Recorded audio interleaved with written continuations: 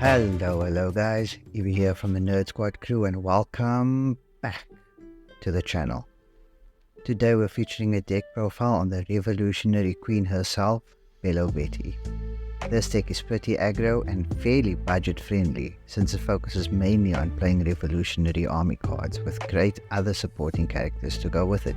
Before we get into it though, please don't forget to hit the subscribe button if you haven't already, and please like the video so that we know to keep making deck profiles like this one. Without further ado though, let's jump into the profile, starting with the motivational queen herself, the leader card, Yellow Betty. Yellow Betty is a red-yellow leader with 5k attack and an ability that lets you discard a Rev Army card from your hand and then give up to 3 of your Rev Army or trigger characters plus 3000 power for the turn. Because of this ability, you're going to be focusing the build to swarm the board and aggressively take out your opponent's life cards. We're also going to want to go aggressive on the number of Rev Army cards we have in the deck. You'll find most of the Rev Army cards in OP05, but there were some released in 06 as well as some other sets here and there. Jumping into our character cards, we'll start off with the Searcher of the deck, which is also Yellow Betty. She lets you look at the top 5 cards of your deck in order to reveal a Rev Army card other than herself and add it to your hand. Next we have the 2-cost Koala and Bartholomew Kuma. On top of having a 2k counter, Koala also has an on-play ability that lets us minus 3000 power from one of our opponent's characters for the turn.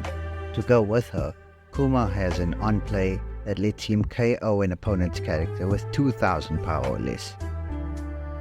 This combo is great to help us take out any pesky blockers that might get in our way. For our 3 costs, we have Inazuma as well as Morley. Both these cards are pretty situational, but can definitely help you go for game when you're ready. Inazuma gains Rush when there is a character other than himself on the field with 7000 power or more. Remember, you can play him out first, then buff him as well as other characters to make him a 7000 power character with Rush. Morley on the other hand, reads that if he has 7000 power or more, your opponent can't activate blocker when he attacks. Again, treat these cards as situational since they're extremely good when trying to end the game. Moving on, we have the rest of the Rev Army squad. 3-cost Emporio Ivankov lets us cheat out a character that has 5000 power or less from our hand, while 5-cost Ivankov lets us cheat out a 5k power character from the top 3 cards of our deck. 4-cost Inazuma gains Banish for the turn if he has 7000 power or more. Lindbergh is a 4-cost character that lets us knock out an opponent's 3k power character when he attacks.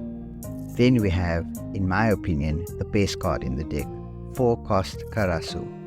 He lets us give minus 1000 power to our opponent's character or leader for the turn when he's played, but also has the same effect when he attacks while he has 7000 power or more. The only yellow Rev Army card in the deck, 5-cost Savo, gives us good removal when we need it, and to round off the Rev Army characters, we have the boss himself, Monkey D. Dragon, who has Rush and also gives 2 rested Dawn to either a character or our leader when he's played out.